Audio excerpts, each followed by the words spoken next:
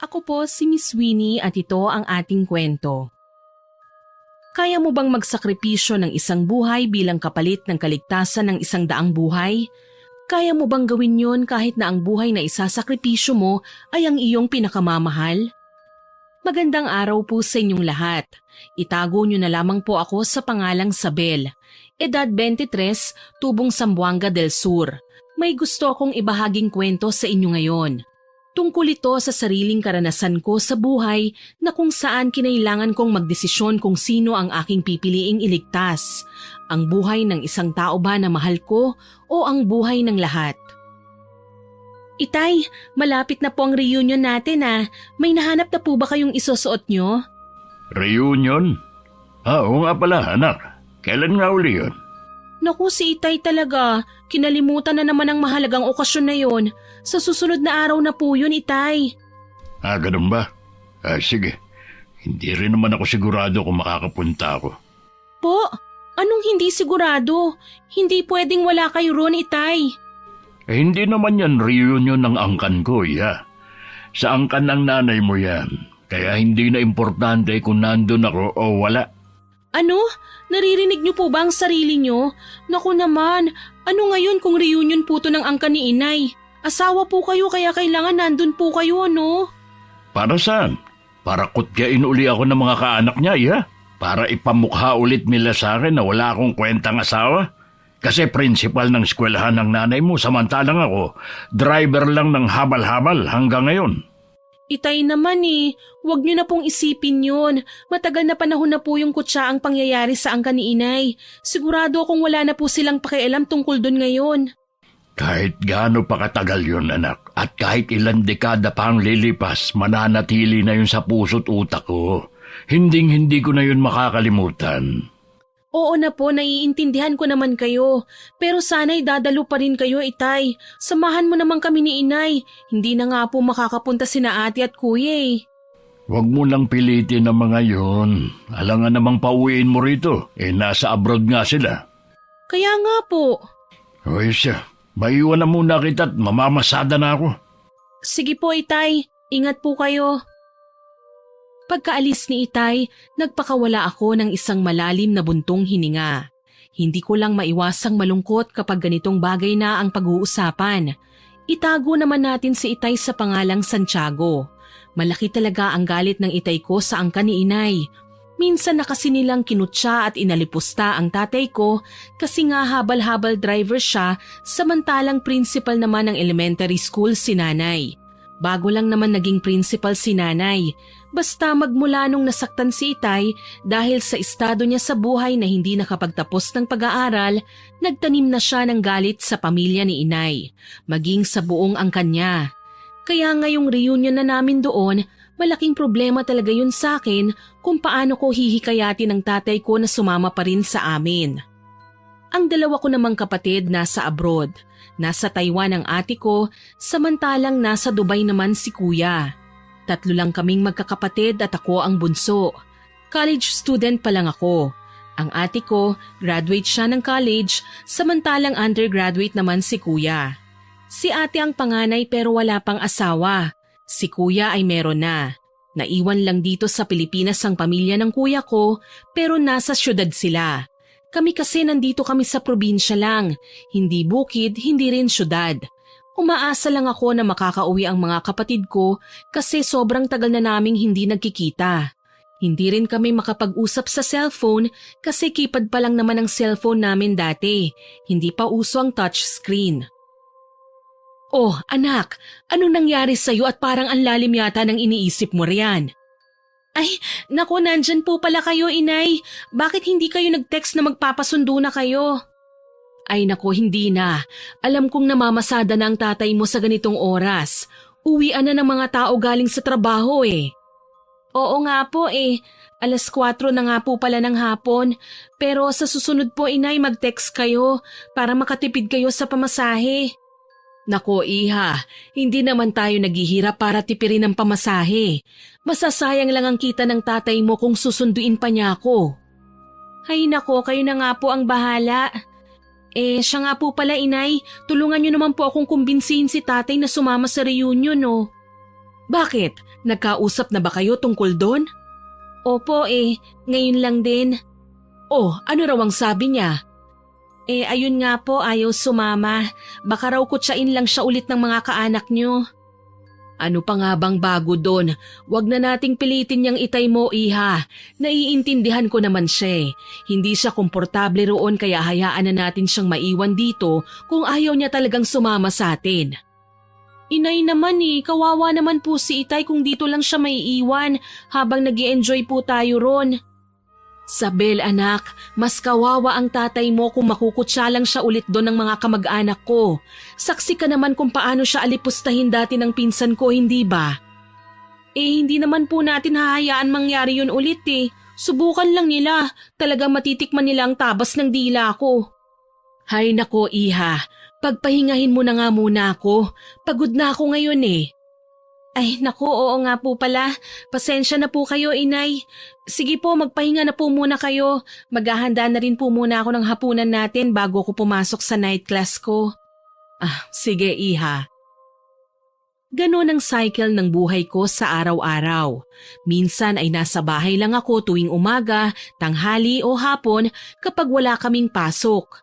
Madalas kasi ay panggabi ang schedule ng klase ko mula alas 5 ng hapon hanggang alas 8:30 ng gabi. Bago ko pumasok ng klase, nagluluto muna ako ng ulam at nagsasaing ng kanin para sa hapunan namin. Pagod na kasi ang nanay ko kada uwi niya galing sa eskwelahan. Maging si itay man ay siguradong napapagod rin sa pamamasada. Pagkatapos kong asikasuhin ang mga trabaho sa bahay, naligo na nga ako at nagbihis. Tsaka ako dumiretso ng eskwelahan. Sumakay lang ako ng tricycle papunta roon. Pagdating ko, agad kong hinanap ang matalik kong kaibigan na si Kent. Matagal na kaming magkaibigan ng lalaking yun, mula junior high school pa lamang. Nang makita ko siya mula sa di kalayuan, agad ko na nga siyang tinawag at naglakad takbo papalapit sa kanya. Kent! Oh, Sabel, nandito ka na pala. Ang aga mo yata. Ha? Maaga pa pala? Akala ko late na ako Hindi, ikaw talaga. Hindi ka makaintindi ng joke. Ang tanga mo. Wow ha, salamat. Hindi naman masakit. Oh, ba't ka nga natagalan? Malapit ka nang malate. Malamang nagsaing pa ako tsaka nagluto ng ulam. Ano pa nga bang bago? Ganun naman palagi, hindi ba? Oo na. Ano namang meron dyan sa mukha mo? Ba't ka nakabusangot? Kasi namumroblema ako kay tatay Bakit? Anong meron? May nangyari ba sa tatay mo? Wala naman. Nahihirapan lang akong pilitin siya na sumama sa reunion ng angkan ni nanay. Naku, talagang mahihirapan ka dyan. Sa lalim ba naman ng hinanakit niya sa angkan ng nanay mo Sinabi mo pa, hindi ko na nga alam kung paano ko siya kukumbinsihin Hayaan mo na. Huwag mo nang pilitin kung ayaw. Ako nga rin, namumroblema na rin sa dami ng pangyayari sa bahay. Bakit? Ano naman nangyari sa'yo? Yung kapatid kong lalaki, nakabuntis. Si ate naman, problemado sa boyfriend niya kasi nahuli niya raw na naglolo ko. Si inay naman, ayun, at malaki natalo sa sugal. Kaya inaaway ang tatay ko na wala namang ginagawa. Naku, magkano naman daw ang natalo sa kanya? 6,000 raw Naku naman, malaking halaga nga yan. Paano yan ngayon? Hindi ko alam. Hindi naman yun madaling kitain ni itay sa pagiging barbero niya Hindi naman palagi may nagpapagupit sa kanya ng buhok kada araw. Oo nga naman. Talagang mahirap kitain ng isang barber ang 6,000. Hindi lang basta mahirap kundi napakahirap talaga. Yun na nga Ako na nga dumidiskarte sa pangmatrikula ko. Tapos pasaway pa yung si inay. Pagsabihan mo na kasi ang nanay mo, Kent. Baka sa susunod niyan sa gilid ng kalsada na kayo pupulutin. Oo nga Pero ayos Nagkaroon na ng laman ng mga sinasabi mo. Hindi ka natatanga-tanga at lutang. Inirapan ko na lang ang kaibigan ko at saka mahinang pinalo sa balikat. Lagi niya talaga akong inaasar sa katangahan ko dahil matalino siya at bobo naman ako. Magkaiba man kami ng utak, pareho naman kaming problemado sa buhay kaya patas pa rin kami. Maya-maya pa, may mga babae na ngang dumadaan sa harapan namin at talagang nagpapakyut pa sila kay Kent. Ang sarap talagang hugutin ang mga mata nila. Ang ladkit ng tingin sa kaibigan ko, kababae namang tao. Kaya ayun, hinila ko na lang si Kent na pumasok na kami sa classroom namin para hindi na siya pagsawaang tignan ng mga babaeng may gusto sa kanya. Pagkatapos ng klase, niyaya ako ni Kent na sabay na kaming umuwi. Sasakay pa rin kami ng tricycle at ililibre na raw niya ako ng pamasahe. Siyempre, sino ba naman ako para tumanggi sa libre? Naglalakad na nga kami palabas ng gate ng eskwelahan kung saan naroon nakaabang ang mga driver ng tricycle. Hindi ako masusundo ni Itay kasi siyempre, pagod na yun sa pamamasada niya. Pasimple lang kaming nagkukwentuhan ni Kent palabas ng gate nang bigla kaming hinarang ng isang babaeng may weirdong itsura. Violet ang kulay ng lipstick niya at may dala siyang box na parang cake. Ang lapad ng pagkakangiti niya sa kaibigan ko, kaya biglang kumunot ang aking noo. Hi, Kent. Hello? Kilala ba kita, miss? Hindi, kaya nga magpapakilala ako sa iyo eh. Ako si Clarissa, mula sa Culinary Arts Department. Ah, okay. Para sa itong cupcakes na ginawa ko, nag-bake talaga ako para sa iyo eh. Sana magustuhan mo.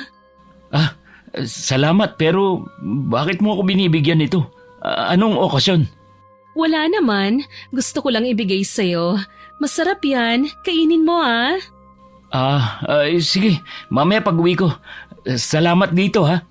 Walang anuman. Uuwi ka na ba? Samahan na kita. Ha? Ano? Ang sabi ko, samahan na kita sa inyo. Naku, pasensya ka na. Kasama ko yung kaibigan ko si Isabel. May kasama ka pala. Hindi ko man lang napansin. Hi Isabel, narinig mo naman siguro kung anong pangalan ko, hindi ba? Oo. Mabuti kung ganon. Pasensya ka na't hindi ko talaga napansin na may kasama pala si Kent baby ko. Ang dilim mo kasi. Ha? Anong sabi mo? Wala. Ang ibig kong sabihin, hindi kita napansin kasi madilim. Tsaka alam mo na, morena ka, kakulay mo na ang gabi. Abay, iniinsulto yata ako ng babaeng to porket mistisa siya. Mauna na kami sa'yo, Clarissa. Maiwan ka na namin. Maraming salamat uli sa cupcake. Sige, Kent baby. Sana magustuhan mo. Magkita na lang tayo ulit sa susunod. Kunot na kunot ang aking noo habang nagpatuloy kami sa paglalakad palayo sa higad na yon. Ang lakas ng loob niyang tawaging baby si Kent. Hindi man lang nahiya. Naaamoy ko tuloy ang lahi niya na pagiging malandi. Nang makasakay na kami ng tricycle, napatitig ako sa bigay ng babae na yon na cupcakes. Lalong kumunot ang aking noo kasi nakita kong magaganda nga ang pagkakagawa ng mga yon at mukhang masarap tignan. Maraming kulay, iba't ibang kulay. Maganda rin ang pagkakalagay ng icing at toppings. Hindi ko alam pero nakaramdam talaga ako ng pagkayamot. Parang gusto kong hablutin ang mga cupcake na yon tsaka itapon sa kalsada. Huy, Sabel! Gusto mo bang humingi nitong cupcake? Ha? Hindi na. Para sa'yo yan eh. Ano ka ba? Okay lang yun. Kaibigan naman kita eh. At saka kanina ko pa napapansin. Panay ang sulyap mo rito. Baka gusto mo. Sa'yo na to lahat. Hindi naman talaga ako mahilig sa cupcake eh. Sigurado ka ba? Oo, sa'yo na to. Sige, sabi mo yan ha. Oo naman. Tinanggap ko nga ang box ng cupcakes na yon at may planong nabuo sa aking isipan. Napangisi na lang ako ng palihim. Una akong inihatid ng driver kasi mas malapit ang bahay namin kesa kay Kent. Pagdating namin sa bahay, nagpaalam na ako sa kanya tsaka hinintay na makaalis ang tricycle. Nang makalayo na sila, tsaka ako naglakad papalapit sa tabi ng bahay namin kung saan nandun ang sunugan ng mga basura. Tinapon ko ang box ng cupcakes doon at walang salitang iniwan tsaka ako pumasok ng bahay. Nagkunwari na lang akong hindi naiinis para hindi mahalata nila nanay at tatay, tsaka ako naghapunan. Pagkatapos nun, naglinis na ako ng kusina at dumiretso na sa kwarto. Doon na ako nagmuni-muni. Tinitigan ko ang picture frame namin ni Kent na nasa study table ko tsaka ko yun dahan-dahang hinawakan. Ang daming bagay na naglalaro sa isipan ko habang nakatitig ako sa larawang yon. Mukhang kakaiba na yata itong kinikilos ng bunso ko Ay, Nay! Naku, nandyan po pala kayo. Ano ba naman yan? Lagi nyo na lang akong ginugulat. Hindi naman anak, sadyang mukhang wala ka lang sa sarili mo. Hindi mo nga napansing pumasok ako rito eh. Pasensya na po. Pagod lang po ako sa eskwelahan. Ay nako iha, wag ako dahil nanay mo ko. Kilalang kilala kita. Alam kong may malalim kang iniisip anak. Ano ba yon? Sabihin mo na sa akin. Wala nga po inay, pagod lang talaga. Kaya pala nakatitig ka dyan sa picture frame nyo ng kaibigan mo. Anong meron at parang dinidiin nyo yata ang pagkakabigkas ng kaibigan na yan, inay? Ikaw ang dapat kong tanungin yan, anak. Ano ba talaga ang turing mo kay Kent? Kaibigan lang ba talaga o kaibigan? Inay naman eh. Sige na anak, wala kang dapat na ipag-alala sa akin. Hindi naman ako magagalit iha. Tsaka nasa tamang edad ka na para sa bagay na yan. Kung mahal mo si Kent, aminin mo na sa akin. Grabe naman ito. Mahal ka agad inay.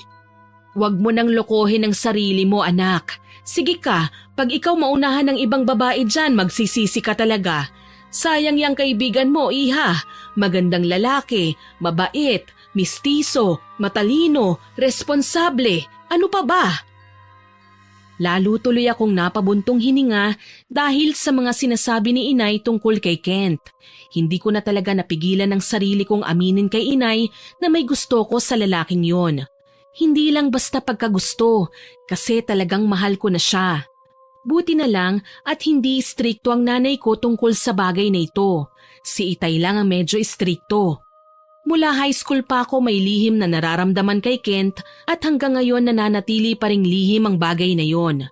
Niwala man lang siyang maski katiting na ideya na hindi lang kaibigan ang turing ko sa kanya. Natatakot kasi ko na kung aminin ko kay Kent ang nararamdaman ko para sa kanya, baka magalit siya sa akin at layuan pa niya ako. Pagkakaibigan na nga lang ang meron kami, mawawala pa. Kaya hanggat maaari, itinago ko na lamang yun. Mas okay na yung hanggang magkaibigan lang kami kesa sa layuan niya ako. Ano na anak? Tutunga ka na lang ba riyan? Ano po bang gusto niyong gawin ko, inay? Aminin mo na kay Kent ang nararamdaman mo, iha. Ano? Ayoko nga po, inay. Malalagot din ako kay Itay niyan eh. Hindi pa yun papayag na magjowa ako hanggang sa makapagtapos ako ng pag-aaral. Huwag kang mag-alala. Akong bahala sa Itay mo. Tsaka isa pa, hindi naman siguradong magiging kayo ni Kent pagkatapos mong umamin sa kanya eh. Baka nga ma-reject ka lang niya eh. Wow naman, inay. Thank you po sa support ah. Talagang nakatulong sa akin yung sinabi niyo. Biro lang naman iha, pero posible na rin ganun ang mangyari. Kung ganun nga, at least nabawasan na ang bigat sa dibdib mo dahil bukod sa wala ka namang dibdib, wala ka na ring inililihim kay Kent. Grabe ka naman sa akin inay ah, parang nilalait mo na ako niyan eh. Pero inay, ayoko po talaga lalo na ngayong may babaeng nagpapapansin sa kanya. Nako, hindi na bago yan anak. Sa gwapo ba naman ng Kent na yon? Natural lang na maraming babae ang magkakandara pa sa kanya. Hindi po, iba ngayon. Parang kakaiba. Ha? Bakit? Paano mo nasabi, iha? Kasi po, dati kung may babaeng magbibigay ng kung ano-ano kay Kent, hindi niya naman tinatanggap ang mga yon. Pero itong babae na ito, tinanggap ni Kent ang binigay sa kanya. Ayun naman pala Senyales yan na dapat ka ng kumilos anak. Baka maunahan ka pa. Ewan ko po ba sa Clarissa na yun? Masama pa ang tabas ng dila niya. Teka, ano yun iha? Clarissa? Tama ba ang narinig ko? Opo, Clarissa. Clarissa. Nako, sana mali ang iniisip ko. Bakit po inay? May problema ba? May kilala akong Clarissa na halos kasing edad mo, iha. Anak ng mag-asawang mangkukulam. Kaya kung iisa ang babaeng nasa utak natin ngayon, mag-iingat ka. Hindi lang basta-basta mangkukulam ang pamilyang yun, kundi manggagayuma rin. Po, si Clarissa po bang tinutukoy nyo? Sino pa nga ba? Naku naman inay, ang lala ng utak nyo. Baka naman ibang Clarissa ang kilala nyo. Sana nga anak. Sana nga, kasi hindi naging magandang nakaraan namin ng mga magulang ng kakilala kong Clarissa. Magtatanong na sana ako kay inay kung anong ibig niyang sabihin, kaso nagpaalam na siya sa akin na matutulog na raw siya kasi maaga pa siyang papasok bukas sa eskwelahan. Sa susunod na pagkakataon na raw niya ikukwento sa akin ang tungkol sa nabanggit niya. Ako naman, wala akong nagawa para pilitin si inay kaya natulog na rin ako. Kinaumagahan, naging ordinaryo pa rin ang pangyayari. Maliban doon sa pagkakataong nilapitan ulit ni Clarissa si Kent. Ako na nga lang ang umalis noon at nagkunwaring may lakad pa ako kasi ayokong nakikita ang babaeng yon na hinaharot ang kaibigan ko. Itinuon ko na lang ang aking atensyon sa pagkumbinsi kay Itay na sumama sa reunion hanggang sa nagtagumpay na nga ako sa bandang huli dahil hindi ko talaga siya tinigilan hanggat hindi siya pumapayag. Makalipas ang isang araw na yon, dumating na nga ang araw ng reunion. Handang-handa na akong kilalanin ng mga bagong miyembro ng aming angkan mula sa mga asawa nila at mga anak. Umaasa rin ako na sana ay hindi nila pagdiskitahan ng tatay ko kasi talagang ipagtatanggol ko siya. Mahal ko ang angkan ko pero mas mahal ko ang aking Itay syempre naman. Handa na ba kayo? Opo naman po, inay. Ako pa, matagal na akong handa ano. Ikaw, Han, tapos ka na bang mag-ayos? Oo, wala naman akong arte sa katawan, gaya nyo ng anak mong yan. Siyempre naman, Itay, kailangan talaga naming magpaganda. Inihanda ko lang ang sarili ko kung tatanungin nila ako kung may jowa ba ako o wala. Abay, anong jowa ka riyan? Magtatapos ka muna ng pag-aaral. Kaya nga po, sayon lang po talaga ang madalas na tanong ng mga tito, tita, tiyo, tiya, lolo, lola at kung sino-sino pa tuwing may reunion. Ewan ko sa'yong bata ka. O siya, tama na yung daldal nyo. Tara na at baka mahuli pa tayo. Makalipas ang ilang minutong biyahe, nandun na nga kami sa venue kung saan ginaganap ang reunion na yon. Sa motor ni Itay lang kami sumakay para makatipid ng pamasahe. Siyempre sabay kaming dumating doon pero dahil naaaliw ako sa mga bata, humiwalay muna ako kina Inay at Itay at nakipaglaro sa mga pinsan kong bata. Mahilig kasi ako sa mga tsikiting na yon. Maya-maya pa, napansin kong parang may nagkakagulo roon sa labas kaya pinuntahan ko na kagad. Nagulat ako nang makitang si Itay yon at may kaaway siya. Minsan mo na akong tinapakang gago ka, kaya hindi mo na ako matatapakan ulit. Porket mukha kang paa, tatapakan mo na ako, ha? Ang kapal din naman ng pagmumukha mo, no? Akala mo kung sino kang profesional. Santiago, tama na kasi yan. Ano ba? Nakakahiya sa mga tao. Bakit ako sinasaway mo? Yan tiyuhin mo ang sawayin mo. Wala na yatang ibang magawa yan sa buhay kundi apakan ako tuwing magtatagpo ang landas namin eh. Alam mo, ang mabuti pa, umuwi na lang tayo. Ayun na nga ang pinakamabuting gawin. Inay, Itay, teka lang naman po. Anong uuwi? Wala pang isang oras nang dumating tayo rito eh. Uuwi na tayo, anak. Kumilos ka na riyan. Nakakahiya na itong ginagawa ng tatay mo. Ako pa? Ako pa talaga? Yang tiyuhin mo nagsimula. Nananahimik lang ako rito sa tabi habang hinihintay kang matapos sa banyo. Nang bigla na lang akong nilapitan ng taong yan para alipustahin ulit ako. Tama ba yun? Aba, hindi talaga tama yun, Itay ah. Isa ka pa, Sabel. Tara na nga't umuwi na tayo. Medyo kinakabahan na nga ako ng sandaling yon. Naaamoy ko na ang away ng mga magulang ko pag uwi namin. Kilala ko si Inay. Minsan lang siyang magalit pero todo-todo naman. Tsaka mahirap din para sa kanyang wag kampihan ang angkan niya kahit mag-away pa sila ng tatay ko. Lagi niyang inuuna ang kanyang angkan pero naiintindihan ko naman siya kasi gusto niya lang magkaroon ng maayos na relasyon sa kanila. Kapag kasi sila lang ni Itay ang mag-aaway, madali lang naman nilang ayusin yun. Pero kung angkan na ni Inay ang sumama ang loob sa kanya, parang hindi na siya mapapalagay kasi nga mahirap ayusin. Hindi nagtagal ay nakauwi na nga kami sa bahay. Pagpasok pa lang namin, nagsisisigaw na sa inis ang nanay ko. Nagbubunga nga na siya.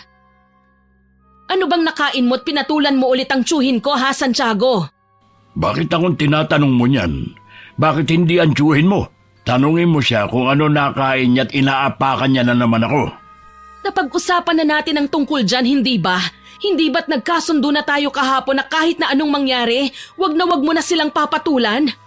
Madali lang para sa iyong sabihin yan kasi hindi ikaw minamaliit nila.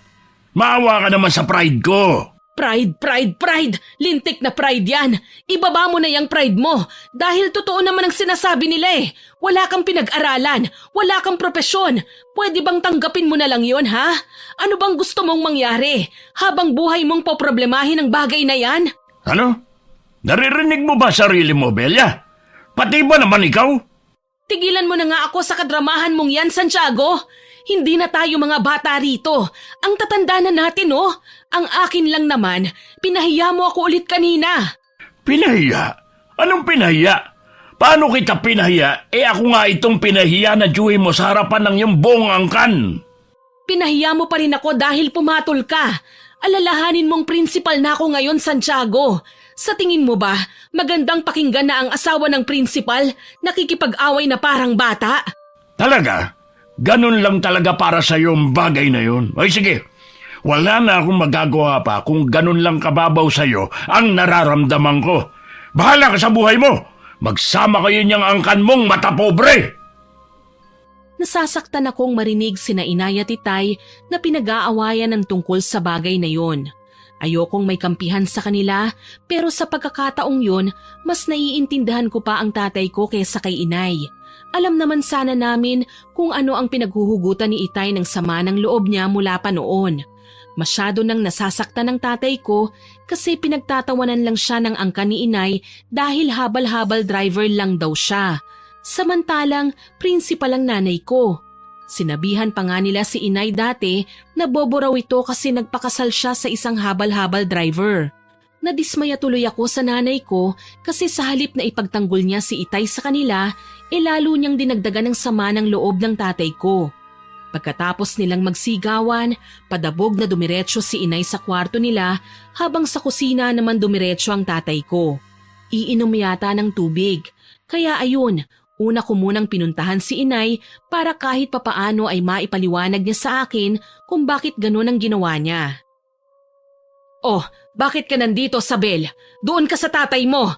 Alam kong kampi ka sa kanya. Kitang-kita ko kung paano mo ako titigan ng masama kanina. Grabe naman po yan, Inay.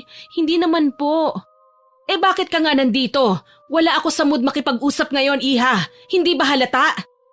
Inay, kasi naman po, bakit ba hindi nyo nalang ipagtanggol si Itay sa halip na ipahiya siya lalo na sa harapan ng buong angkan nyo? Pagod na akong ipagtanggol siya, Sabel. Ano kami, mga bata?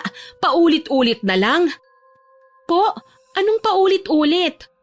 Wala na akong ibang ginawa sa tanang buhay ko kundi ang ipagtanggol ang tatay mo sa lahat ng taong nang-aapi sa kanya. Kaya nga kinausap ko na siya dati pa na sa susunod na mangyari ang ganong bagay, iwasan niya na lang at lumayas na sa harapan nila. Ah, ganun po ba? Oo, pati nga ron sa mga magulang ni Clarissa, ipinagtanggol ko rin siya. Po, si Clarissa? Yung kakilala ko po? Hindi ko alam. Basta yung kakilala kong Clarissa na may lahing mangkukulam at manggagayuma.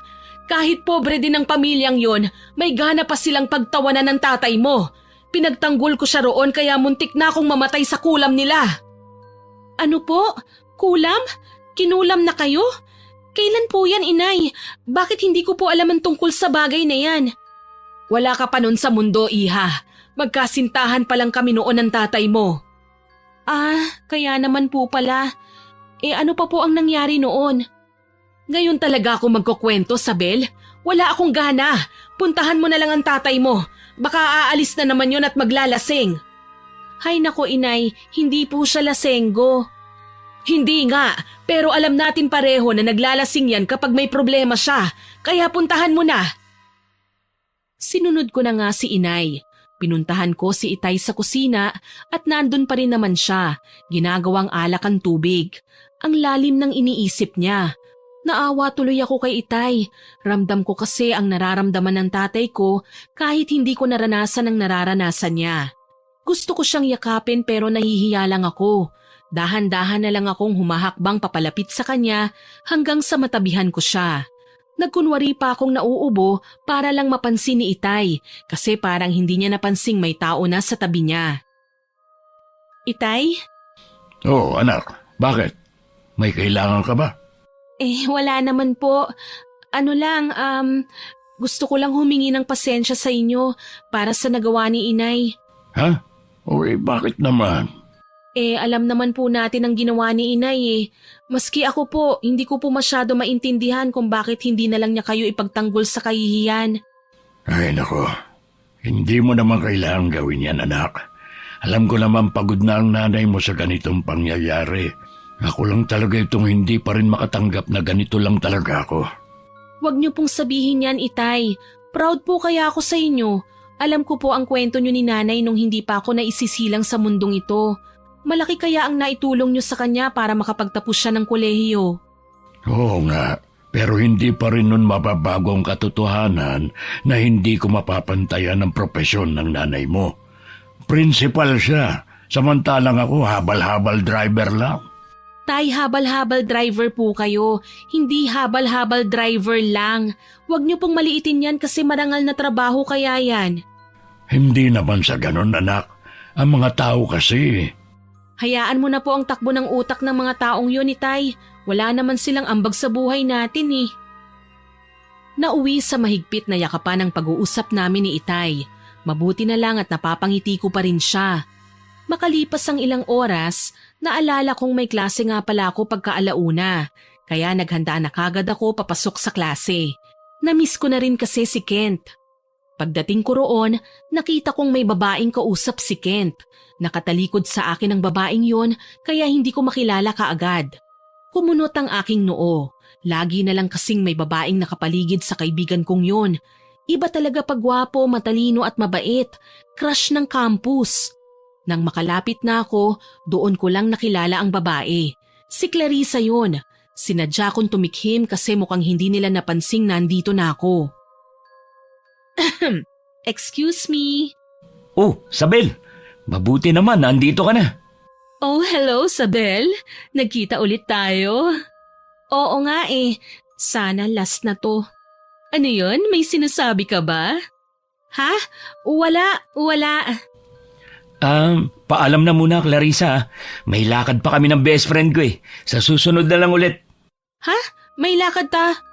Oo, nakalimutan mo na kagad, Sabel. Di ba bibili tayo ng materyales para sa project natin? Ay, tara na. Ha? Anong materya? Tara na, sabi. Ang slow mo talaga. Oo. Bye, Clarissa. Mauna na kami ah. Teka lang naman. Baka naman pwede kong sumama sa inyo. Naku, pasensya ka na. Hindi pwede. Marami pa kasi kaming gagawin. Next time na lang ulit ha. Tara na, Sabel. Lakad na. Litong-lito ako kung ano ang nangyayari at parang iniiwasan yata ni Kent ang babaeng yun. Todong ngiti siya sa kanya noong nakaraan. Parang nagmamadali rin si Kent na makalayo kami kay Clarissa. Hanggang sa nagulat na lang ako nang sumakay na kami ng tricycle at dumiretso pa uwi sa kanila. Inaway ko kagad siya habang nasa tricycle pa kami kasi himala yata at hindi siya papasok ng klase. Dinamay pa ako.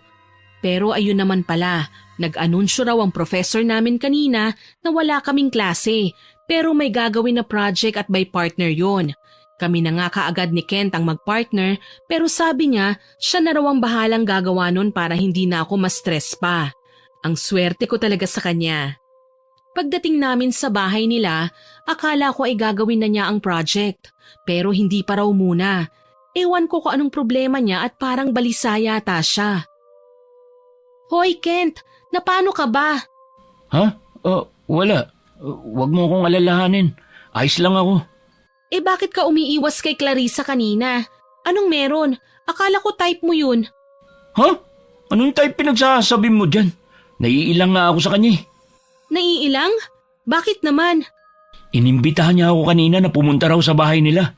Kasi wala raw doon ang mama at papa niya. May lakad raw. Tapos, kinindatan niya ako. Anong ibig sabihin nun? Naku, ang laswa naman yata. O diba? Buti hindi ka na slow ngayon. Grabe ka sa akin ah. Pero seryoso, Sabel. Mukhang balak yata akong pagsamantalahan ng babaeng yun eh. Adik yata to eh. Ikaw, pagsasamantalahan? Ng babae? Hoy, wala pa akong naririnig na babaeng rapist ha? Hindi natin alam. Baka si Clarissa pa lang. Baliw. Asan ang papa't mama mo? Nasaan ang mga kapatid mo? Bamalay ko. Kita mo namang wala ng tao rito pagdating natin eh. Kaya pala akong dinala mo rito sa bahay nyo nang walang ibang tao Kasi iniyaya ka ni Clarissa. Kilabutan ka nga. Nanginginig ako sa babaeng yun. Ang pangit tignan ng lipstick niyang violet. Para siyang lumamon ng ube. Tsaka ang pangit din tignan ng blush on niyang sobrang pula. Para siyang sinampal ng engkanto. Idagdag mo pa yung buhok niyang parang nakakita ng multo. Hindi marunong magsuklay. Sabay kaming napatawa ni Kent dahil sa panlalait niya kay Clarissa. Seryosong tao yang kaibigan ko at minsan lang lumalabas ang kabaliwan niya. Ewan ko, pero parang gumaan ang pakiramdam ko pagkatapos niyang laitin ang babaeng yun.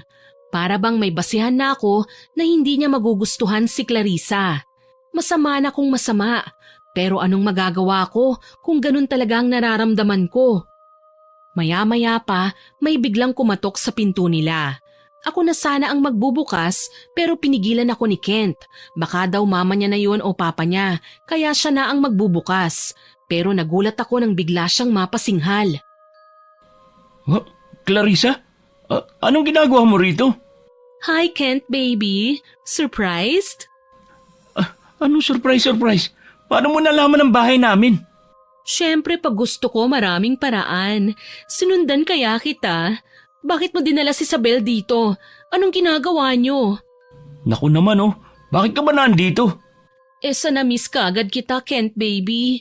Pwede ba akong tumuloy sa loob? Pasensya ka na, hindi pwede. Bakit hindi? Nandyan nga si Isabel Bakit siya pwede tapos ako hindi? Malamang, kaibigan ko yun. Kaibigan mo lang naman siya Ako ang future girlfriend mo kaya patuloyin mo na ako. Medyo nahirapan kaya akong hanapin itong bahay niyo. Pasensya ka na talaga. Sige na, umuwi ka na. Sinarado kagad ni Kent ang pintuan nila. Panay sigaw naman ni Clarissa sa labas at talagang sinisipa pa niya ang pinto. Hindi ako makapaniwala sa babaeng yun. Mukhang obsessed na yata siya kay Kent. Kaya pala naiilang na si Kent sa kanya kasi sino ba naman ang hindi? Nilalandi na pala siya ni Clarissa. Ang bilis kumilos ng babaeng yun. Simpleng-simple lang para sa kanya ang bagay na hindi ko kayang gawin kay Kent. Pero nagtataka ako. Ikinuwento kasi ni Kent sa akin na magmula raw noong binigyan siya ni Clarissa ng cupcakes, palagi na raw tinatanong ng babaeng yun kung masarap daw ba ang cupcakes na gawa niya. Tanong siya ng tanong kay Kent kung kinain ba raw niya ang mga yon. Si Kent naman, tango lang daw ng tango kahit maski pagtikim doon ay hindi niya nagawa. Nagdududa na tuloy ako, lalo na nang maalala ko ang sinabi ni Inay na marunong daw manggayuma ang Clarissa na kakilala niya. Naisip ko bigla na paano kung ang kilalang Clarissa ni Inay at ang kakilala kong Clarissa ay iisang tao lang. Doon na ako kinabahan kasi mangkukulam nga rin daw ang babaeng yun. Kinaumagahan, mag-isa lang ako sa garden ng eskwelahan. May upuan at mesa roon. Mas gusto ko pang tumambay at mag-aral doon kesa sa library kasi presko ang hangin. Nagbabasa lang ako ng mga lesson ko nang bigla akong ginulat ni Clarissa. Sabel! Clarissa? Naku naman, ginulat mo ko. Ayos lang yan. Hindi ka naman inatake sa puso Ha? Gusto lang kitang makausap. Hindi ka ba busy? Heto, nagbabasa ako ng lessons ko. May quiz kasi kami bukas ganun ba? Mamaya na yan. Alam ko namang hindi ka competitive sa klase Pumasa ka lang, ayos na yon, hindi ba? Usap muna tayo. Bakit ba? May kailangan ka ba? Wala naman. Eto, may dala akong snacks. Kwentuhan muna tayo. Kahit ano, pero mas gusto ko kasing si Kent ang pag-usapan natin Pwede ba yon? Naku, nagbabasa pa kasi ako Pwedeng sa susunod na lang? Sige na, huwag kang madamot. Kwentuhan lang naman Tsaka mangungopya ka lang naman kay Kent baby Alam ko namang lagi kang nangungopya sa kanya Ha? Anong pinagsasasabi mo dyan? Naku, wag mong masamain ang sinabi ko ha. Ayos lang naman yung mangopya Ako nga rin nagpapakopya rin ako sa classmates ko. Hindi ko na maitago ang pagkunot ng aking noo sa babaeng yun. Hindi ko alam kung anong problema niya at napaka-insensitive niya yata. Balita ko, matalino raw siya kagaya ni Kent. Pero mukhang ang baba naman yata ng kanyang emotional intelligence kasi hindi niya alam na nakakasakit na yung pananalita niya. Noong nakaraan lang, sinabihan ako ni Clarissa na madilim daw ako kaya hindi niya ako napansin na kasama ni Kent kasi medyo madilim na rin noon. Tama naman siya na morena ako, pero kailangang madiin na salita talaga ang gamitin niya. Napailing na lang ako tsaka nagpeke ng ngiti. Wala naman akong magagawa eh. Alangan namang itaboy ko siya roon, di nagmukha naman akong bastos. Pero bago pa man ako makapagsalita, inunahan na niya kagad ako. So, bala ko kasing ligawan si Kent, baby eh. Ano? Ligawan? Anong ligawan? Ligawan? As in liligawan ko na siya. Alam ko namang gusto niya rin ako eh. Nararamdaman ko yon. Sadyang pakipot lang ang lalaking yon. Grabe, hindi ako makapaniwala sa'yo. Paano mo naman nasabing may gusto siya sa'yo? Basta, sa akin na lang yon. Tulungan mo na lang ako dahil may gagawin ako. Ano naman ang gagawin mo, Clarissa? May pagmamayari kaming karinderya. Ibibigay ko sa iyo ang address nun. Ang gagawin mo lang dalhin mo si Kent doon bukas ng tanghali. Saktong 12:00. Bakit naman? Kasi may inihanda akong sorpresa para sa kanya. Kaya gusto kong dalhin mo siya ron. Magkunwari ka na ililibre mo siya ng pananghalian. At galingan mo ang pag-acting mo para hindi ka niya mahalata ah. Seryoso ka ba dyan, Clarissa? Oo, Sabel. Seryosong seryoso. Huwag ka na sanang tumanggi kasi magkaibigan naman kayo, hindi ba? Gagawin mo ang lahat para sumaya siya. Kaya tulungan mo na ako. Hindi ako makapaniwala sa'yo. O ano, nagkakaintindihan na ba tayo ha? Aalis na ako. Huwag mong kalimutan bukas ha. 12:00 ng tanghali. Sige. Mabuti. Teka, pahiram nga ng ballpen at notebook. Bakit? Malamang isusulat ko ang address ng karinderya namin. Ang slow mo talaga, no? Pero ayos lang yan. Hindi na nga ako nakapagsalita pa. Para akong naubusan ng salitang sasabihin sa babaeng yun. Hindi ko maintindihan kung bakit ganun ang ugali niya. Halatang maldita pero nagbabait-baitan lang sa akin. Sinikap na nga niyang maging mabait, nangingibabaw pa rin ang pagiging masama ng tabas ng dila niya. Ang malala pa roon, mukhang hindi niya alam yun. Parang wala siyang ideya na may na-o-offend siya sa mga pinagsasasabi niya. O baka naman sinasadya niya lang din yun. Ewan ko nga ba sa babaeng yun? Pagkatapos niyang isulat ang address niya, nilapag niya ulit sa mesa ang ballpen at notebook ko, tsaka niya akong initian at umalis na. Ni hindi man lang nagpasalamat sa akin. Tinitigan ko na lang yung address sa notebook at namroblema kung dadalhin ko ba si Kent doon bukas o hindi. Hindi na tuloy ako makafocus sa binabasa kong lesson.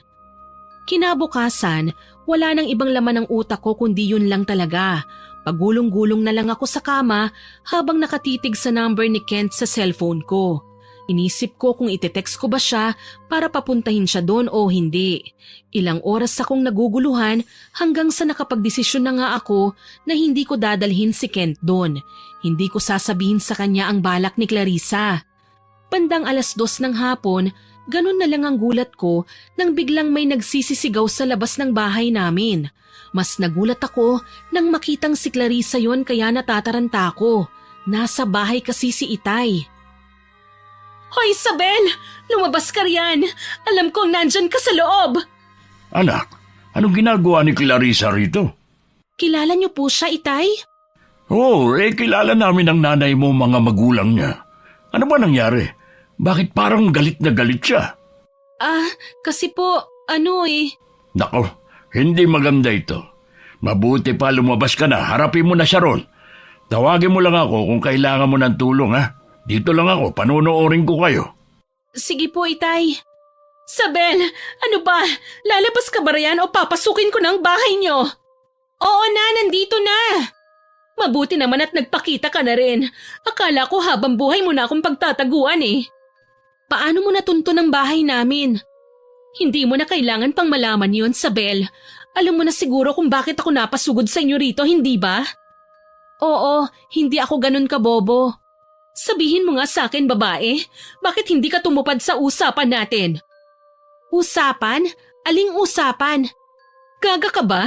Ang ayos-ayos ng usapan natin kahapon Pinaghintay mo ako sa wala. Nasayang lang ang inihanda kong sorpresa para kay Kent. Pasensya ka na nakalimutan ko eh. Bobo ka na nga, hindi ka pa magaling magsinungaling. Alam kong sinadya mong wag sabihin yun sa kanya. Alam mo naman pala eh.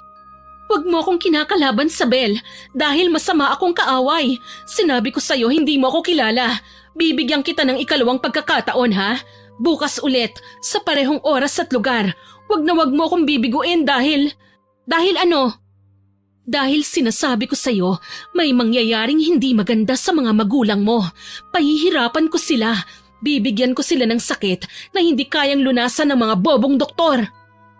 Anong sinabi mo? Sa halip na sagutin niya ako ay ngumisi lang siya sa akin. Hindi ko maintindihan kung bakit bigla akong kinabahan. Lalo na nang makita ko ang namumula niyang mga mata pero bigla rin yung naglaho. Ewan ko kung namalikmata ba ako pero nakita ko na talagang nag-iba ang kulay ng mga mata ni Clarissa. Magkahalong itim at pula pero mas nangibabaw ang pula. Pagkatapos noon ay umalis na lang siya nang walang paalam.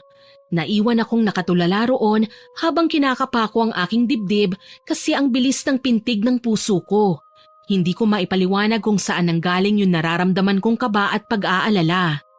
Pagkatapos noon, nilapitan kaagad ako ni Itay. Muntik ko nang makalimutan na nandun nga pala siya sa loob ng bahay nagtatago. Akala ko'y narinig niya ang lahat ng pinag-usapan namin ni Clarissa. Pero may ilan pala siyang hindi narinig. Buti na lang talaga at ibinulong lang ni Clarissa ang tungkol sa pananakot niya sa akin. Kasi hindi ko rin alam kung paano yun ipapaliwanag kay Itay. Kinaumagahan noon, araw ng Sabado kaya wala kaming pasok. Nag-text si Kent sa akin. Magkita raw kami sa plaza dahil may importante raw siyang sasabihin.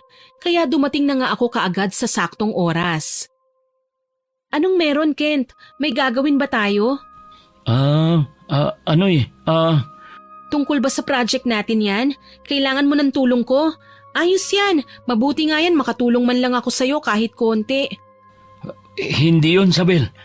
Tapos ko nang gawin yun. Ha? Tapos na kaagad? Ang bilis Madali lang naman kasi. Kung sa bagay, ikaw na yan eh. Madali lang naman ang lahat para sa'yo. So ano na ngayon ang sasabihin mo? Bilisan mo na, kinakabahan na tuloy ako rito eh. Pwede bang umupo ka na muna? Heto na nga, uupo na. Handa nang makinig sa anumang mahalagang bagay na sasabihin mo sa akin. Pansin kong saglit na pumikit si Kent tsaka humugot ng napakalalim na buntong hininga. Parang hinahanda niya ang kanyang sarili. Napakunot tuloy ang aking noo dahil mukhang seryoso nga talaga siya. Pero halata ring parang kinakabahan. Hindi ko lang talaga siya kayang basahin. Ang hirap hulaan ng tumatakbo sa utak niya. Ganun talaga siguro kapag matalino. Maya-maya pa, nagsimula na nga siyang magsalita at titig na titig siya sa akin. Sabel, alam kong magkaibigan tayo, pero… Pero… Magkaibigan tayo, di ba? Ha? Oo nga, ano bang ibig mong sabihin? Hindi ka naman siguro magagalit sa akin kung… Kung? Alam mo, Kent, isang pambibitin mo na lang tatadyakan na talaga kita. Kung sasabihin ko sa iyong gusto kita. Ano? Anong sabi mo? Ang hirap pala nito. Hindi ko alam kung maiinis ako o hindi. Kasi sobrang manhid mo talaga, Sabel. Ha? Gusto kita. Matagal na. Sobrang tagal na, Sabel. High school pa lang tayo. Gusto na kita. Tinago ko lang sa'yo kasi natatakot ako na baka magalit ka sa akin. Tapos lalayo mo ko. Natatakot ako na baka masira ang pagkakaibigan natin dahil lang sa nahulugan loob ko sa'yo. Ha? Gaya niyan. Yung pagiging slow mo.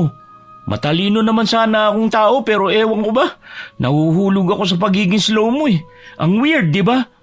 Gusto mo ako, Kent? Sabel naman. Uulit-ulitin mo pa talaga eh. Halos hindi na nga ako makahinga rito sa kabaw. Kung ganon, hindi lang pala ito isang one-sided love. Ha? Ano? Anong ibig mo sabihin? Sobrang bilis ng pintig ng aking puso ng mga sandaling yun. Pero pilit ko pa rin yun nilalabanan. Hindi ako makapaniwala sa aking naririnig.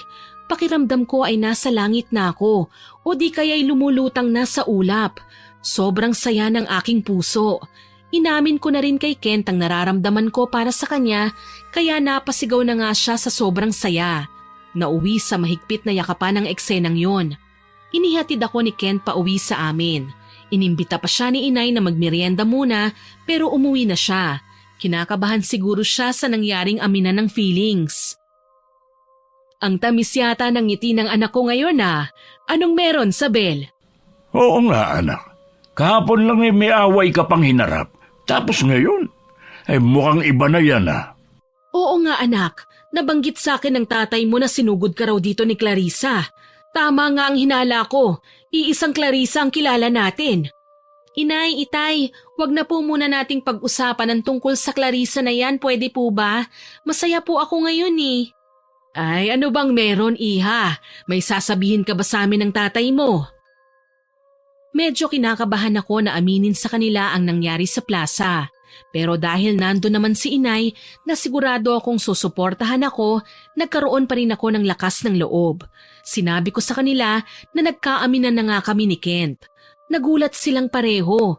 Si inay kinilig. Si tatay naman nakakunot ang noo at mukhang nagalit.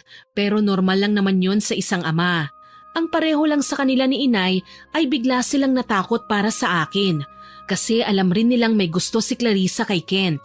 Ngayong nagkaaminan na kami ni Kent, sigurado raw na magagalit si Clarissa at posibleng mapahamak ako. Kaya binalaan ulit ako nila inay at itay na mag-iingat sa babaeng yon. Hindi nga sila nagkamali. Araw ng Lunes, pumasok ako ng maaga para makita si Kent. Pero si Clarissa ang una kong nakita. Galit na galit siyang naglalakad papalapit sa akin. Nang makalapit na siya, parang gusto niya akong sakalin. Buti na lang at wala masyadong tao sa pwesto namin. Walang iya ka, Sabel! Traidor ka! Anong traidor ang sinasabi mo dyan, Clarissa? Narinig ko ang balitang may gusto ka raw kay Kent at may gusto rin siya sa'yo. Ha? Paano mo nalaman yun? Sa mga kaibigan niya. Wow, ang talas naman pala ng radar mo. Pero tama ka nga nang narinig. Walang yakang babae ka? Tinraidor mo ako! Paanong tinraidor ha? Alam mong gustong gusto ko si Kent. O tapos, gusto ka ba niya? Magugustuhan niya ako kung hindi ka lang umepal. Ngayon, matitikman mo ang galit ko, Sabel. Hindi mo yata alam na nagmula ako sa pamilya ng mga mangkukulam. Humanda ka sa akin. Makikita mo ang hinahanap mo. Walang pasabi ulit siyang tumalikod sa akin. Gusto ko sana siyang habulin para itanong kung ano ang ibig niyang sabihin, pero unti-unti naman yung naging malinaw sa aking isipan. Kukulamin niya ako o di kaya'y kukulamin niya sina inay at itay. Dahil doon, muli akong nakaramdam ng kaba pero mas malala na yun at ayoko ng ganong pakiramdam. Inilihim ko pa rin kina inay at itay ang tungkol sa bagay na yon maging kay Kent. Mas naging sweet naman si Kent sa akin at para na siyang nanliligaw pero hindi pa niya sinabing nanliligaw siya. Distracted ako kay Clarissa lalo na nang magdaan ng maraming araw. Napapansin kong parang may kakaibang sakit na iniinda sina inay at itay pero mas malala sa nanay ko. Nahihirapan na siyang pumasok sa eskwelahan. Si itay naman medyo nahihirapan na ring mag-drive. Kitang-kita ko na ang mga bukol sa katawan na tumubo sa balat ni inay, samantalang kay itay ay pangangati naman ng balat hanggang sa nagkasugat na siya dahil sa kate. Ano bang nangyayari sa atin, Han? Saan ba natin nakuhang mga sakit na ito? Allergies ba ito? Hindi ko rin alam Sobrang kati na nga ng buong katawan ko. Namumula na ang balat ko, ang daming bukol, para akong naengkanto sa lagay na ito. Ang hirap ng mamasada sa ganitong kalagayan. Nagpatingin na tayo sa doktor at nakainom na rin ng gamot pero wala pa ring epekto. Oo nga nalilito na ako kung anong nangyayari sa atin. Para tayong nakulam. Teka, kulam? Mahabaging langit. Tama ka. Mukhang nakulam nga yata tayo. Sino kaya may gawa nito sa atin? At saka bakit niya tayo kinukulam? Hindi kaya si Clarissa, Han? Si Clarissa? Ang batang yun? Bakit naman tayo kukulamin noon? Wala naman tayong ginagawa sa kanya. Ewan ko, hindi ko alam. Wala akong ibang maisip eh. Wala naman akong kaaway. Ikaw ba meron? Abay lalong wala akong kaaway o kahit kasamaan lang ng loob. Mabait at mapagkumbaba kaya akong tao. Anong wala? Anong tawag mo doon sa tsuhin kung kasigawan mo noong reunion? Oo nga pala no. Pero siya lang naman. At saka hindi naman mangkukulam ang lahi mo Hindi nga, pero malay natin. Baka pinakulam ka niya. Di pinagbibintangan mo na ngayon na sarili mong tsuhin. Hindi naman sa ganon. Ano lang kasi. Ay, ewan. Wala talaga akong maisip na ibang taong may galit sa atin eh. Habang nag-uusap sina Inay at Itay, ay nagtatago lang ako sa gilid para hindi nila ako makita. May ideya na sila kung ano ang nangyayari sa kanila. Kaya nilakasan ko na ang aking kalooban na lumapit kay Clarissa. Kung kailangan kong lumuhod sa harapan niya para itigil na niya ang pangkukulam niya sa mga magulang ko, gagawin ko yun. Hinanap ko na nga siya sa eskwelahan. Buti na lang talaga, nakita ko siya kagad kaya hindi na ako nagsayang pa ng oras. Sinabi ko kagad kung ano ang gusto kong mangyari. Sa tingin mo ba ititigil ako ng kulam ng walang kapalit, Sabel? Ano bang gusto mong kapalit, Clarissa? Sabihin mo lang sa akin. Gagawin ko yon. Ano bang kailangan mo? Hindi ano, kundi sino. Si Kent ang kailangan ko. Pero Clarissa, ibibigay mo siya sa akin o papatayin ko ng dahan-dahan ng mga magulang mo? Pagkatapos nun, isusunod ko naman ang mga kamag-anak at mga mahal mo sa buhay tsaka kita babalingan. Ako na lang, Clarissa. Ako naman ang kalaban mo eh. Huwag mo nang damay ang mga mahal ko sa buhay. Kaya nga silang inuna ko kasi alam kong masasaktan ka kapag makita mo silang magdusa dahil sa sakit. Patikim pa lang yan, Sabel. Hindi ko pa masyadong nilalakasan ang kapangyarihan ko. Tsaka, tinutulungan naman ako ni Inay na mortal na kaaway ng nanay mo dati. Wala akong pakialam sa kwento ng mga magulang natin. Ang sa akin lang naman sana tigilan mo na sila. Nakikiusap ako sa'yo, Clarissa. Maawa ka naman. Awa? Ano yan? Nakakain ba yan? Isa lang ang kondisyon ko, Sabel. Ipaubaya mo sa akin si Kent at tulungan mo kong ibigay sa kanya ang gayuma o mamamatay ang mga magulang mo at madadamay ang buong angkan nyo. Pumili ka lang, Sabel. Napaiyak na lang ako dahil sa labis na pagkadismaya at takot na naramdaman ko. Parang nawalan ako ng lakas dahil doon. Kinailangan kong mamili sa pagitan ng mga taong parehong mahal ko. Kung pipiliin ko si Kent, mapapahamak sina Inay at Itay at ang angkan ko, pati na rin ako. Kung pipiliin ko naman sila, si Kent naman ang mawawala sa akin. Hindi nga siya mapapahamak pero mawawala naman siya sa kanyang sarili dahil mabubulag siya sa gayuma ni Clarissa. Hindi ko na tuloy malaman kung ano ang dapat kong gawin. Wala rin akong sapat na lakas ng loob para sabihin sa aking mga magulang ang tungkol sa problema kong yun. Lalong-lalo na kay Kent kaya sinarili ko na lamang ang lahat. Nagdaan ng ilang araw, nagulat ako nang nilinaw na ni Kent sa akin ang lahat. Ayaw niya raw ng malabong bagay-bagay kaya nilinaw niya sa akin kung anong ginagawa niya. Magmula ngayon, liligawan na kita ng formal, Sabel ha. Hindi mo na ako basta kaibigan lang, kundi manliligaw na. Ha? Talaga? Oo, sana naman huwag kang maiilang sa akin. Ituring mo pa rin ako kung paano mo ako tinuring dati. Ikaw ang bahala. Sige.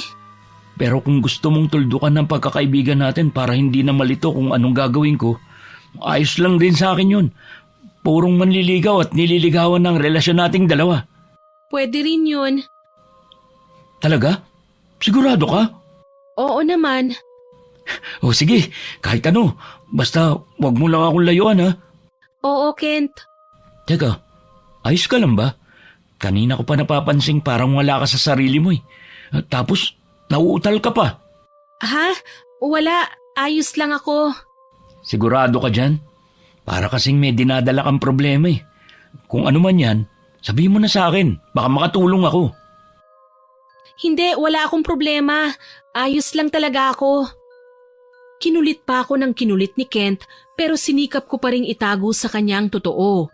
Wala akong balak na sabihin sa kanya ang tungkol sa usapan namin ni Clarissa. Binigyan ko nga ng sapat na oras ang sarili ko para makapagdesisyon. Pinag-isipan kong mabuti kung sino ang pipiliin kong iligtas. Kung minsan nga ay nakakalimutan ko ng kumain kasi isip lang ako ng isip. Sumasakit na nga ang utak ko kahit aminado kong wala ko noon. Hanggang sa napahinto na lang ako nang may mabuong desisyon sa aking isipan. Alam kong sobrang hirap nitong gagawin ko pero wala akong nakikitang mas tama pa sa desisyon na ito. Matatapos na ang isang bagay na hindi pa nga namin nasisimulan. Kailangan kong isakripisyo si Kent para sa kaligtasan ng aking mga magulang at ng mga angkan ko. Wala na akong pakialam sa aking sarili. Pero kahit na ganoon, umaasa pa rin ako na hindi tatabla ng gayuma ni Clarissa si Kent. Ang kailangan ko lang ay gumaling si nanay at tatay mula sa kulam ng bruhang yon. Dahil sa desisyon ko, nakipagkita na nga ako ng palihim kay Clarissa. Kabadong-kabado ako na para bang sasabak ako sa isang matinding gera. Bakit ka nagpakita sa akin, Sabel? May desisyon ka na ba? Siguraduhin mo lang natutupad ka sa pangako mo, Clarissa. Pangako? Anong pangako ba yon? Umayos ka nga.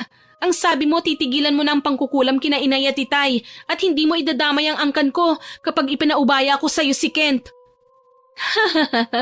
Yun nga, Sabel. Pangako ko yan sa'yo.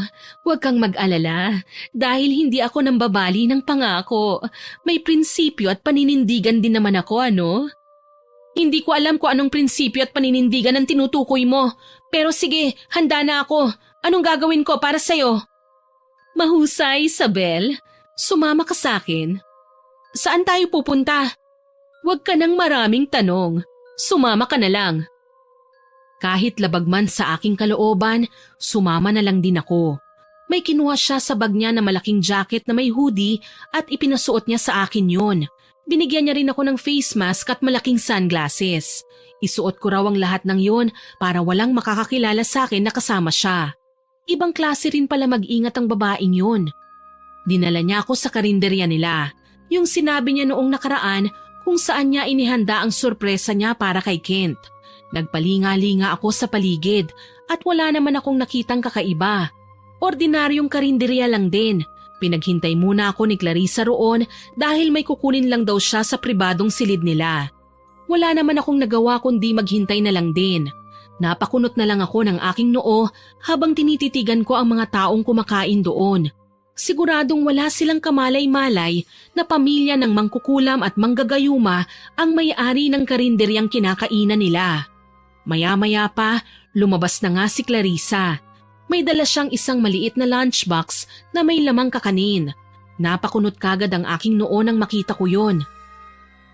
Ibigay mo yan kay Kent ngayon. Siguraduhin mong kakainin niya yan, ha? May gayuma ito, tama ba? Malamang, Sabel. Hindi ko nga maintindihan kung bakit hindi pa rin tumatalab kay Kent ang unang gayuma na binigay ko sa kanya eh. Mukhang kinain naman niya ang mga cupcake na yon.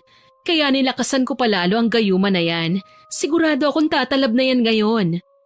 Ang sama mo, Clarissa! Huwag ka nang magsalita pa. Umalis ka na lang at ibigay mo na sa kanya yan. Wala na kaming pasok sa araw na ito, kaya dito lang ako sa karinderya. Umalis ako roon sa karinderya nang hindi nagpapaalam kay Clarissa. Dumiretso ko sa bahay nila Kent at walang masidlan sa kabang nararamdaman ko noong mga sandaling yun. May pagdadalawang isip pa rin kung ibibigay ko ba yun sa kanya o itatapon ko na lang. Pero wala pa rin eh. Natakot pa rin ako na mapahamak ang buhay ng mga magulang ko. Kaya tumuloy pa rin ako sa bahay nila Kent. Para bang sinaksak ang aking puso sa pananakit nun, ni hindi ko siya kayang tignan sa kanyang mga mata noong pinagbuksan niya na ako ng pinto. Oh, Sabel, nandito ka pala. Tuloy ka. Hindi na Kent. Nagpunta lang ako rito para ibigay sa itong kakanin. Talaga? Naku, siguradong masarap yan. Ikaw ba gumawa niyan? Oo, niluto ko. Sana magustuhan mo. Siyempre naman. Salamat dito ha. Oo, mauna na ako Uuwi ka na? Dito ka na lang muna. Para sabay na tayong papasok sa eskwelahan mamayang 5:00. Hindi na, marami pa kasi kung aasikasuhin sa bahay eh. Sige ha, kainin mo yan. Aalis na ako. Nang makatalikod na nga ako sa kanya, hindi ko na lang namalaya ng pagtulo ng ilang butil ng aking luha. Basta naramdaman ko na lang na namamasana ang mga mata ko. Binilisan ko ang aking paghakbang palayo roon. Kasi kung hindi, baka mabaliw ako at bigla kong bawiin ang kakanin na yon tsaka ipagtapat sa kanya ang katotohanan. Hindi ko naman pwedeng gawin yon dahil baka mawala sa akin sina inay at itay. Kaya tinatagan ko na lang ang aking kalooban. Yun lang ang tanging magagawa ko. Kinaumagahan, hindi na ako mapalagay. Hindi ko pinapansin si Kent noong gabi sa eskwelahan pagkatapos kong ibigay sa kanya ang kakanin na yon. Kinukulit niya ako pero iniiwasan ko siya kasi nilalamon ako ng konsensya ko. Makalipas ang ilang araw, akala ko aayon sa plano ang lahat. Pero nagulat na lang ako sa mga sumunod na pangyayari. Ang bilis bumaligtad ng sitwasyon. Bigla akong kinausap ng masinsinan ni Kent. Kabadong-kabado na ako. Sabel, may dapat ka bang sabihin sa akin? Ha? Wala naman. Bakit? Nitong nakaraang araw, napapansin ko may kakaiba sa kinikilos mo. Kaya inalam ko na mag-isa. Ha? Inalam? Anong ibig mong sabihin? Hindi ako makapaniwalang nagawa mo sa akin to, Sabel. Nagawa ang alin? Huwag ka na magmaang-maangan pa. Alam ko na ang totoo. Ano bang sinasabi mo dyan, Kent? Hindi kita maintindihan. Magsabi ka na ng totoo. Anong totoo bang sinasabi mo? Si Clarissa, alam ko na ang plano niyong dalawa laban sa akin. Bakit mo to nagawa sa akin, Sabel? Paano mo nagawa to? Kent, makinig ka muna sa akin. Magpapaliwanag ako. Makikinig ako kaya magsalita ka na. Ipaliwanag mo sa akin kung bakit nagawa mo kung ipagayuma kay Clarissa. Hindi ko maintindihan, Sabel. Hindi ko maintindihan. Papatayin niya sa kulam ang mga magulang ko kung hindi kanya makukuha, Kent. Ano? Naipit ako sa sitwasyon eh. Mangkukulam si Clarissa, Kent. Mangkukulam ang buong pamilya niya. Paano na ngayon? Kinulam niya sina inay at itay. Nanganganib ngayon ang buhay nila. Natatakot akong mawala sila sa akin eh. Ang sabi ni Clarissa, kung hindi ko siya tutulungan na makuha ka, papatayin niya sa kulam ang mga magulang ko at idadamay niya rin ang buo kong angkan. Bakit hindi mo sinabi sa akin ang bagay na ito? Dahil hindi mo naman kailangang malaman pa. Ayokong may maski isang mapahamak sa inyo. Kung pwede nga lang ako na lang ang sakta ni Clarissa eh. Kaso hindi. Gusto ka niya, Kent. Gusto ka niyang mapa sa kanya. Kaya gumamit siya ng gayuma para makuha ka niya. Ganun kanya kagusto. At ikaw, hindi? Ano bang laban ko sa isang mangkukulam at manggagayuma na kagaya niya? Sabel naman, pinili mong iligtas ang angkan mo na umalipusta sa pagkatao ng tatay mo. Hindi lang naman silang pinag-uusapan dito eh. Mga magulang ko rin. Hindi ko kakayaning mapahamak sila ng dahil sa akin. Kaya nagawa mo akong isakripisyo para mailigtas mo sila? Ano bang dapat kong gawin ha? Hayaang mamatay sina inay at itay dahil sa kulam ni Clarissa? Hindi sa ganon, Sabel. Ayoko rin naman mapahamak ang inay at itay mo. Ang akin lang naman, sana sinabihan mo ko. Sana dalawa tayong humarap sa baliw na bruhang yun. Hindi yung mag-isa kang nahihirapan. Patawarin mo ako. Patawad, Kent. Mabuti na lang talaga. At hindi ko kinain ang kakanin na binigay mo. Ha? Hindi mo kinain? Oo. Matagal na akong naghihinala sa kinikilos mo. Kaya sinundan kita nung araw na yon. Nakita kong magkasama kayo ni Clarissa. Kahit balutin mo pa ang buong katawan mo, makikilala at makikilala pa rin kita, Sabel. Hindi ko man narinig ang lahat ng usapan nyo, pero nakita ko ang ginagawa nyo. Kung ganun, hindi mo nakain ang gayuma niya? Hindi, tinapong ko ang kakanin na yon. Nagkunwari lang akong masaya nun para hindi mo rin ako mahalata. Kinumpirma ko muna kay Clarissa kung ano ba talagang ginagawa niya. Mabuti na lang at umamin din ang lokalokang yun. Nag-usap kami. Kung ganun, alam mo na ang lahat? Oo, alam ko na. Nandito lang ako dahil gusto ko rin marinig ang paliwanag mo. Pasensya na. Hindi ko alam ang tungkol sa nangyari sa mga magulang mo. Ako dapat ang humingi ng pasensya sa'yo eh. Tama na yan. Nasaktan lang ako pero hindi ako galit sa'yo. Doon ako kay Clarissa galit na galit. Ay, ang mabuti pa, kausapin muna natin ang inay at itay mo Alam na ba nila ang tungkol dito? Hindi pa. Natatakot ako eh. Oh, kita mo na? Tara, manghingi tayo ng tulong sa kanila. Kailangan mapigilan natin ang Clarisang yun. Natatakot pa rin ako pero nang hawakan ni Kent ang aking kamay, parang nabawasan ang dinadala kong pag-aalala. Hindi ako nag-aalala na baka magalit sina inay at itay sa akin dahil sa ginawa ko. Ang pinag-aalala ko ay baka lumala ang kondisyon nila dahil siguradong galit na si Clarissa ngayon dahil pumalpak ang plano niya. Nag-tricycle na kami ni Kent. Pagdating namin sa bahay, nagtataka si itay kung bakit seryosong-seryoso raw ang mukha namin. Wala pa si inay kasi nasa eskwelahan pa. 4:00 pa ang uwi niya. Gaya ng inaasahan, gulat na gulat din si itay sa nangyari. Tsaka lang niya nalaman ang tungkol sa pagbabanta ni Clarissa sa buhay naming lahat. Siyempre, nagalit din si itay pero nahihirapan nga lang siyang ilabas yun kasi medyo lumalala na nga ang kondisyon niya dahil sa kulam.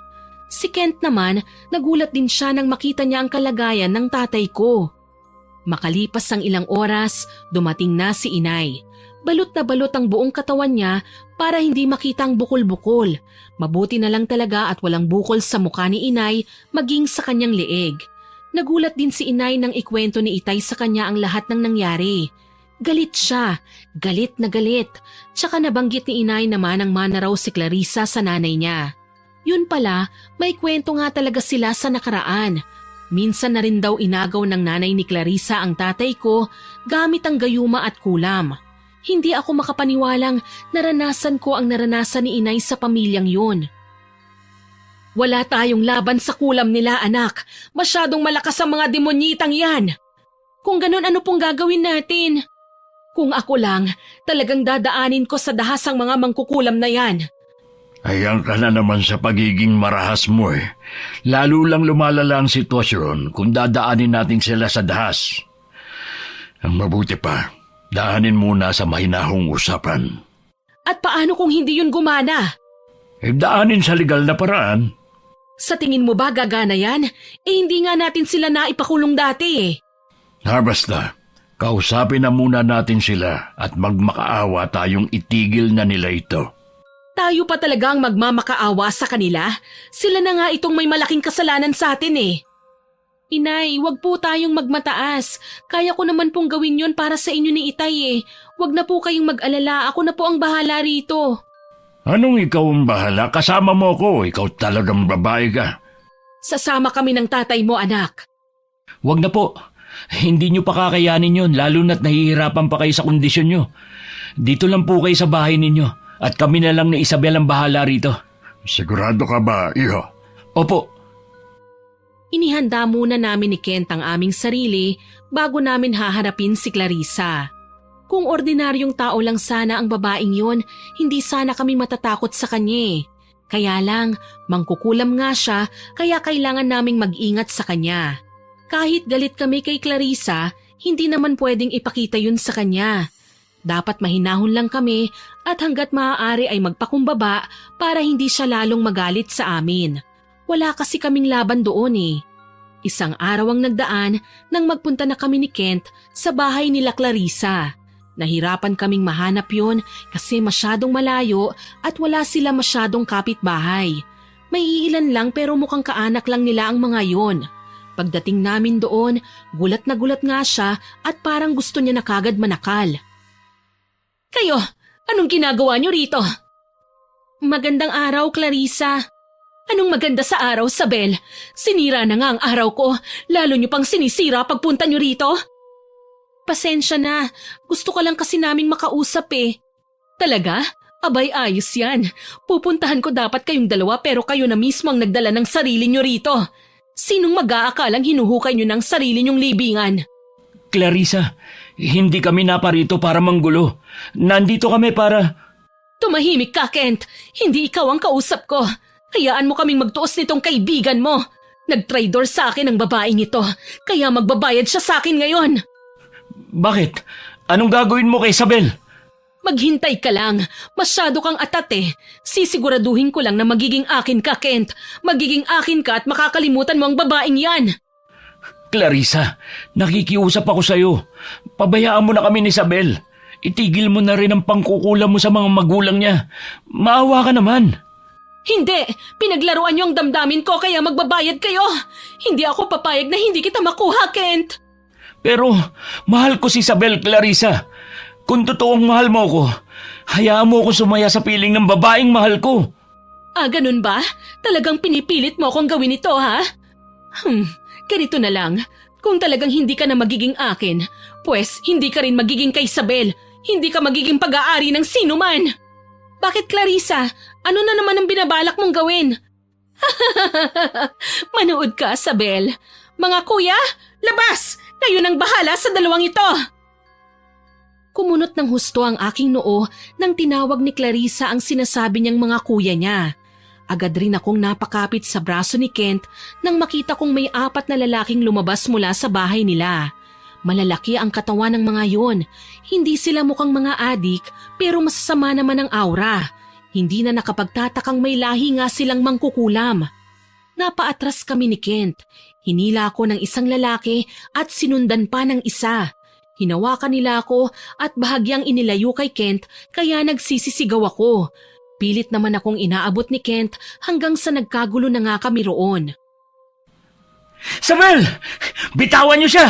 Ano ba? Kent! Ano ba? Bitiwan niyo ako! Pagbugin niyo na ang lalaking yan. Sirain niyo ang pagmumukha niya. Yang babae ring yan, pagsawaan niyo siya hanggat gusto niyo. Kayo nang bahala sa kanya, mga kuya. Manonood lang ako rito. Ano? Seryoso ko ba dyan, Clarissa? Nababaliw ka na ba? Simulan niyo na! Para na akong inaatake sa matinding kaba. Sinimulan na nga nilang bugbugin si Kent kaya sigaw na ako ng sigaw kada natatamaan siya. Umiilag naman si Kent pero 2 ang kalaban niya at malalaki pa ang katawan nila. Hindi naman ako makatulong lalo na't hinahawakan din ng 2 lalaki ang magkabilang kamay ko. Nagpupumiglas lang ako habang sumisigaw. Nagmamakaawang tumigil na sila dahil dumudugo na ang ilong ni Kent. Makalipas ang ilang minuto nilang pambubugbog sa kanya, bagsak na nga sa lupa si Kent. Hinang-hina na siya kaya napaiyak na lang ako nang wala sa oras habang patuloy na tinatawag ang pangalan niya. Pagkatapos nun, ako naman ang binalingan ng mga lalaking yon kaya nataranta ko. Magaling! Ngayon, pwede nyo nang pagsawaan ang katawan ng Isabel na yan. Ha? Ano?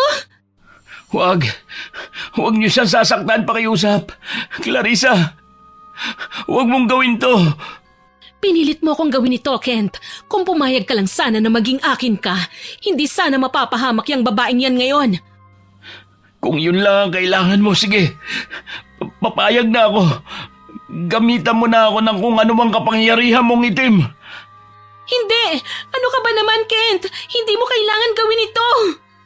Basta, palayain mo lang si Isabel at tigilan mo na ang kulam sa mga magulang niya. Tumigil ka, Kent! Hindi ako papayag! Hindi rin ako papayag na mapahamak ka, Isabel. Mahal na mahal kita. Ang buong akala ko, doon na tuluyang masisira ang lahat. Humahagulgol na nga ako ng iyak. Akala ko ay lalong magagalit si Clarissa pero nagulat na lang ako nang bigla siyang tumayo at pinatigil ang mga kuya niya. Nakatayo lang siya ng ilang segundo roon bago niya kami nilapitan at isa-isang tinapunan ng tingin. Nakikita ko sa mga mata ni Clarissa ang magkahalong sakit, galit at awa. Wala siyang ibang sinabi kundi ang mga katagang, "Umuwi na nga kayo! Mga buwisit kayo!" Nagulat ako. Nagulat din si Kent. Walang pasabing tumalikod si Clarissa sa amin at pumasok sa bahay nila. Sumunod naman sa kanyang mga kuya niya raw. Nakita ko ring nanonood lang sa amin ang mga magulang niya. Ayoko nang magtagal pa roon kaya inakay ko na nga si Kent. Sinikap niya namang makatayo. Inalalayan ko siya sa paglalakad hanggang sa makauwi kami sa amin. Hindi ko maintindihan sa umpisa kung anong ibig sabihin ng biglaang pagtigil ni Clarissa pero habang lumilipas ang ilang araw at linggo, naiintindihan ko na. Nagpaubaya siya. Hindi man sa salita, ngunit nakikita ko sa gawa. Tinigilan niya na nga kami ni Kent at unti-unti na ring gumagaling ang kulam ni na Inay at Itay. Nabalitaan ko ring lumipat na raw ng paaralan si Clarissa kaya naging payapa na ang buhay namin. Ang bilis ng pangyayari. Hindi na nga ako nagsayang pa ng panahon. Sinagot ko na si Kent. Naging opisyal na kaming magkasintahan. Grabe. Hindi ako makapaniwalang naranasan natin ang lahat ng yon, mahal. Oo nga, mahal. Ang lala nun. Akala ko'y mawawala ka na sa akin. Ako rin eh. Buti na lang biglang nagbago ang takbo ng utak ni Clarissa. Oo, mahal. Kaya sana may nakuha tayong aral sa pangyayaring yan. Huwag nating sarilinin ang problema natin. Mas okay yung sinasabi natin sa mga taong pinagkakatiwalaan natin para may karamay tayo. Oo nga para na rin may kasama tayong magdesisyon at maiwasang gawin ng mga maling bagay. Sinarili ko kasi ang problema ko Kaya ayun tuloy, nagdesisyon ako ng ako lang at maling desisyon pa ang kinalabasan. Muntik ko na ring ipahamak ang buhay mo. Ayos lang yun, mahal. Ang mahalaga, may natutunan tayo sa pangyayaring yon. Sa susunod, magagawa na nating iwasan yon. Tama ka, mahal. Ang pangyayaring yon ang hindi ko makakalimutang karanasan sa aking buhay. Nagawa kong isakripisyo ang buhay ng taong pinakamamahal ko kapalit ng kaligtasan ng 100 katao. Hindi literal na 100 kundi buhay ng aking ina, ama at mga kamag-anak. Nagdesisyon ako nang hindi ko pinag-iisipan ng mabuti kaya pumalpak ako sa bandang huli. Kaya yun ang aral na natutunan ko mula sa karanasan na ito. Marami tayong pwedeng maging kaagapay at hindi natin kailangan sarilinin ang mga suliranin sa buhay. Tandaan po natin na nandyan pa rin ang may kapal na handang makinig at tumulong sa atin. Sana po ay nagustuhan niyo ang kwento natin ngayon. Pero bago ko po tapusin ito, hindi makukumpleto ang upload natin ng walang shoutout. Shoutout po kay Ma'am Jenny Abadjano, kay Miracle of Love, kay Supladang Pasaway na magbe-birthday ngayong August 22. Happy birthday po, Ma'am.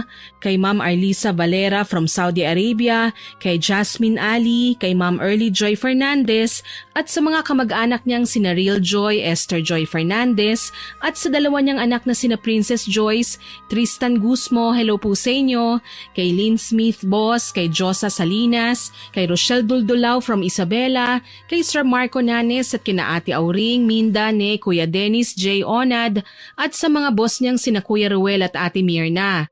Hello din po kay Ma'am Mary Jane Lozano, kay Zane Axel Ranada, kay Ma'am Jacqueline Dagok, kay Ma'am Maridien Blancha, at shoutout din po kay Ma'am Lovely Rose Padernal Macaulay, kay Ma'am Mary Jane Esmero, kay Ma'am Lorna Belmonte, kay Ma'am Nancy Makasakit, kay April May at sa mga employees po ng Darren Sabcon, kay Ma'am Jeneline Pajarito, kay Ma'am Eileen De Guzman, kay Ma'am Melanie Salvador, at sa mga regular listeners po natin na sina Ma'am Abigail, Ma'am Filipina Palsario, Sir Francisco Neng, Ma'am Grace Sementera, Ate Aya, Jonah Halog, Ma'am Honey Austria, Chris Gel Mamado, Ma'am Martina Angdasan, kay Ma'am Lurian Vitalicio, Ma'am Alma Flores, Ma'am Emma Bufete, Ma'am Puresa Tagiwalo, kay Sir Lance, kay Sir George Ativo at sa anak niyang magbe-birthday ngayong August 25. Happy birthday! Kay Rubilin Eneria at sa Eneria family, kay Ma'am Rosalina Bogayon at kay Ma'am Basanta Mila. Maraming salamat po sa lahat ng nakinig sa kwento nating ito. Abangan po ninyo ang mga susunod pa nating stories at huwag kalimutang mag-subscribe, like, share and comment sa upload natin.